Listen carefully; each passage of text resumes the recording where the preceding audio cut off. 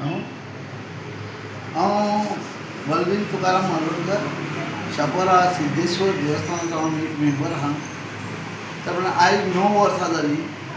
आयज आमच्या देवस्थानाक जे चलता आमचे कमिटी मेंबर आसले कितें आहा, आयज आमी हिशोब बी चालू जाल्यार आमकां आजुनूय गावना. आनी आयज नई कमिटी येयल्ली आहा. तर आयज 1 वर्स जालें ती नई कमिटीक तरी जाल्ली जाल्यार आतां दुसरें येवचें जालें जाल्यार ते सांगता कितें की आमी जे आहा पळय ते इलेक्शन जावन आयज 1 वर्स जायत येयलें. आतां फुडलें आतां आमचें बजेट करतले जाल्यार ते म्हणटा आमचे कडेन जायना जाल्यार कशें बजेट करूंक शकता. कित्याक ती फाटली कमिटी आहा आयज 9 वर्सां जालीं. आयज तर आमच्या देवस्थानाची इतकी अफरादफर जाता आनी तेजो तर हिशोब ना जाल्यार फुडें आमी कितें करपाचें. हेजेर गव्हर्मेंटान आनी आतां जो नवो प्रेजिडेंट आहा तो जाल्यार सांगता आमचो की आमकां मामलेदारान सांगलें घे म्हणून. हांव नको, मामलेदारान कशें सांगलें ताका घे म्हणून पळय ते हिशोब दिनासतना जाल्यार अशें तर घेवं येता जाल्यार सगळ्याक तशें जातलें.